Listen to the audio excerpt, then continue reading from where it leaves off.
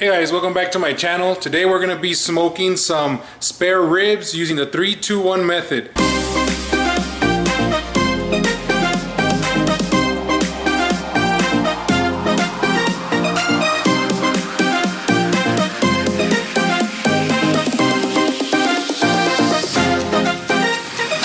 So the 3-2-1 method in smoking some spare ribs is a very simple method. Thing is that all you need is time and patience. Okay, so you're gonna start off, first of all, the things you're gonna need are, of course, your spare ribs. You're gonna need some saran wrap. You're gonna need some mustard. You're gonna need your seasoning you're gonna use. I prefer Rudy's Rub from Texas. And something to open your ribs with. So let's get started.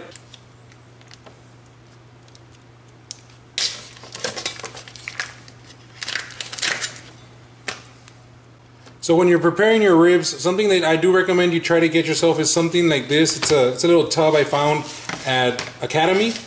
It's a Game Winner is the brand, but I like this because I can season my meats here without really getting the counter dirty, especially since I do a lot of my prep work inside my house. So the first step in this process is to actually add some mustard as a base. This is basically just so that your seasoning adheres to your actual ribs here. So I'm just going to add a little bit of mustard.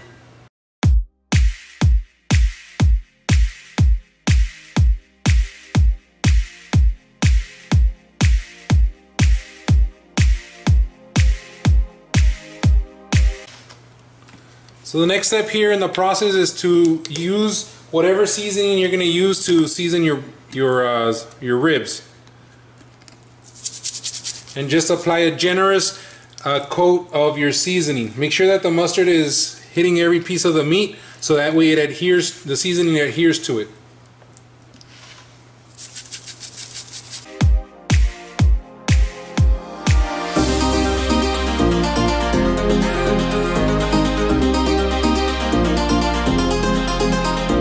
The last step in the preparing process, or the prep process, is to actually let your ribs sit overnight so they can marinate in the seasoning. So all I'm going to do is I'm going to add some of the saran wrap.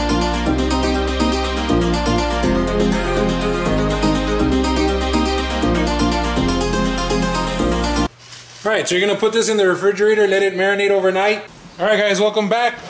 We are at about 24 hours after I seasoned my spare ribs here. The next thing you're going to do is you're going to start the 3-2-1 method. 3 hours the way it is. Then we're going to go to the 2, which is wrap it in foil, and then the 1 afterwards is to get it a little bit more stiffer on the outside. But for now, all you have to do for this type of method for your ribs is stick it in your smoker, close the hatch, put in some chips, and make sure that you set the temperature up to 220. That's very important. 220 on your smoker for 3 hours. Alright guys, so after 3 hours of your ribs being in the smoker, this is kind of what it looks like. It's starting to get a nice little color to it.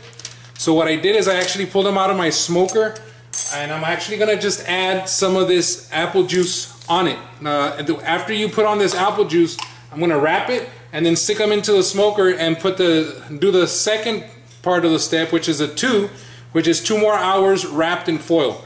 So I'm just going to add some apple juice and then stick them back in the smoker.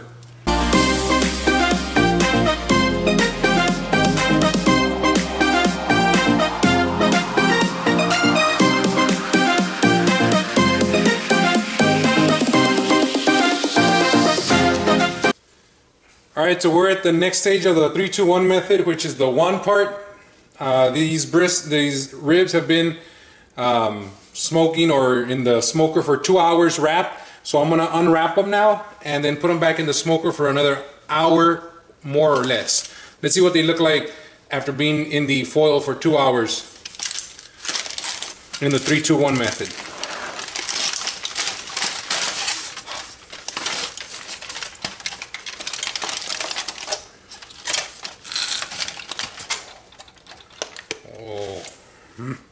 Well, this is always a good sign. Little bones are coming off. Just look at that. Hot. Another little bone. All right, let me get the foil out of here. I'm gonna flip them so that the bone is facing down.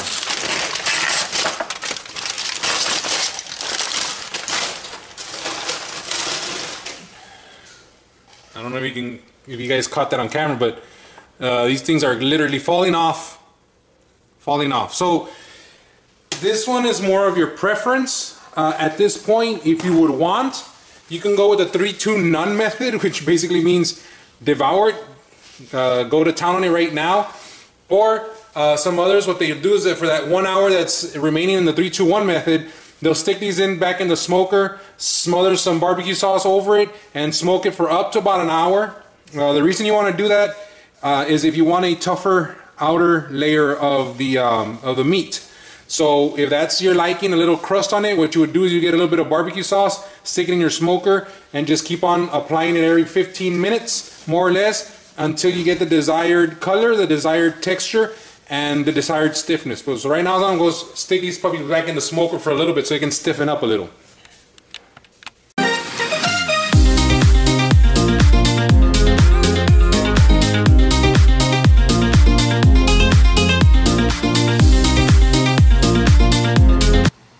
All right, so one other thing I wanted to let you guys know about, for me, the health and the safety of the people that are going to be eating my food is of the utmost importance.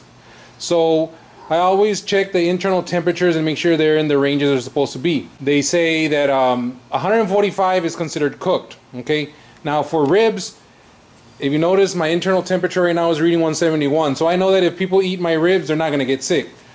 The farther higher, or the higher you get the temperature, the more tender they get. Okay, so if you're the type who wants your ribs super tender, you're going to do the 3-2-1 method, but the last hour you're going to be keeping an eye on your internal temp. I'm going to pull my ribs out knowing that I'm not going to get anybody sick, but at the same time, if I were to wait and let this hit about 195, that is when your ribs get super tender. Now, depending on the size of your ribs and depending on the amount of heat that you're applying to it, it could take an hour, it could take an hour and a half, it could take 20 minutes. It just depends. That's why it's very important to get some type of internal meat probe that you can base your decision on when to pull them out. All right, that was just a quick tip on that. All right, guys, so we're at the actual final step in the process. These guys we did this on a 3-2-1 method, but we are going to cut into these to see what it looks like.